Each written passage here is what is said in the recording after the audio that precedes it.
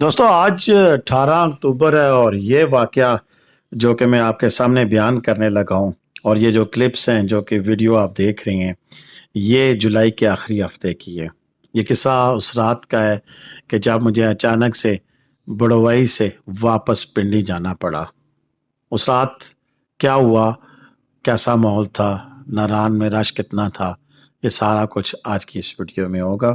Video کو اتنی خاص لمبی نہیں ہے لیکن جو قصہ میں آپ کے سامنے رکھنے لگا ہوں جینون ہے، حقیقت پر مبنی ہے، اور ایسا واقعہ اگر آپ کے ساتھ پیش آیا ہے یا اس سے ملتا جلتا یا کوئی بھی کسی قسم کا واقعہ تو آپ مجھے میرا آگے واٹس ایپ نمبر موجود ہوگا 0313522404 ملک عبدالصبور، تو آپ مجھے بھیج سکتے ہیں۔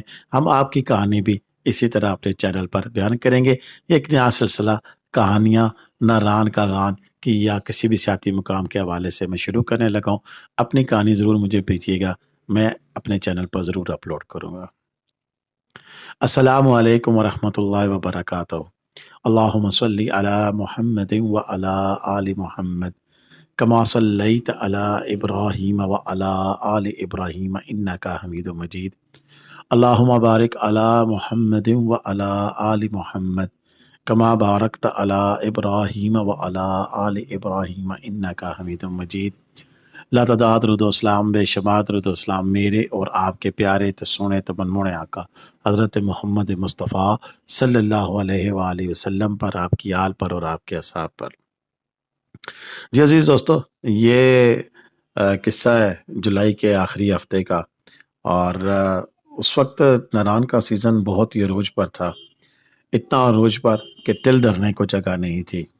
ناران بازار میں اس وقت گھسنے نہیں دیا جاتا تھا اگر آپ بابوسر ٹاپ والی سائٹ سے آتے ہیں، اور بائی پاس کا راستہ استعمال کرنا پڑتا تھا، اور بائی پاس کے راستے سے بھی آپ اگر آئے تو جب آپ انٹر ہوتے تھے رافٹنگ والے پوائنٹ سے آگے ناران کی جانب تو لمبی قطاریں آپ کو ملتی تھی۔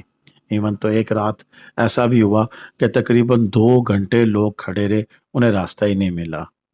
اور ناران بازار کی تو ایسی پوزیشن رہی کہ وہاں پر لوگوں کو کمرے نہیں ملے، اور جو کمرے ملے بھی لوگوں کو تو وہ 10 سے 20 ہزار روپیہ اتنی قیمت تک ملے۔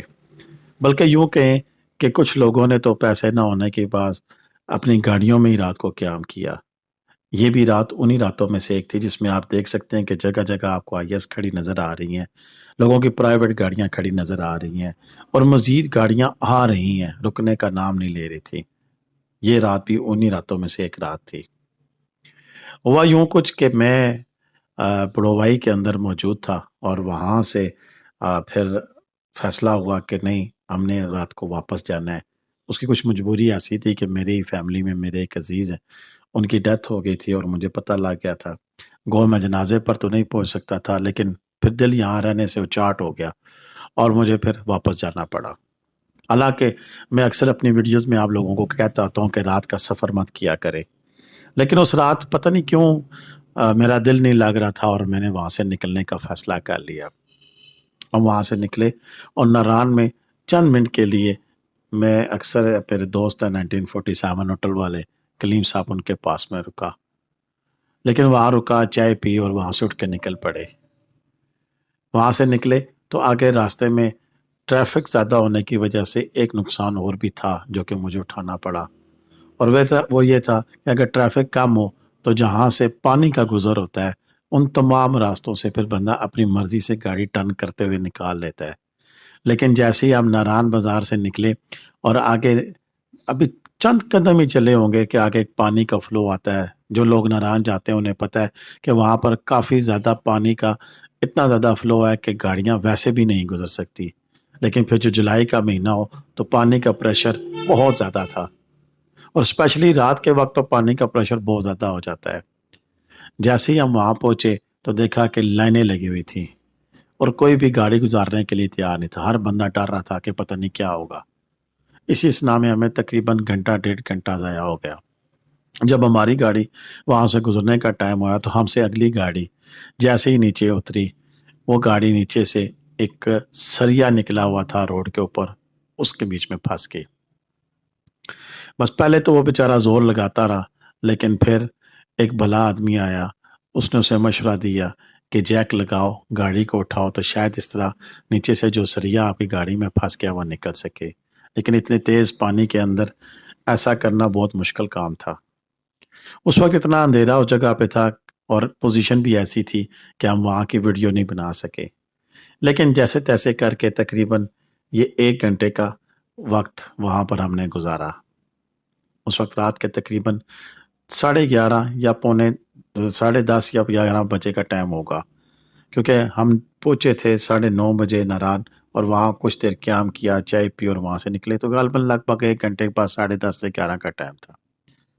وہاں سے نکل کے جب ہم مہانڈری پہنچے، اور مہانڈری کے قریب پہنچنے کے بعد جب اچانک سے مجھے خیال آیا کہ میرا موبائل میرے پاؤں کے نیچے سے زمین نکل گئی، کیونکہ میرا موبائل صرف موبائل نہیں ہے، میرا موبائل میری زندگی ہے۔ میرے لیے آپ سب لوگوں سے جو رابطہ رکھنا ہوتا ہے وہی میری زندگی ہے۔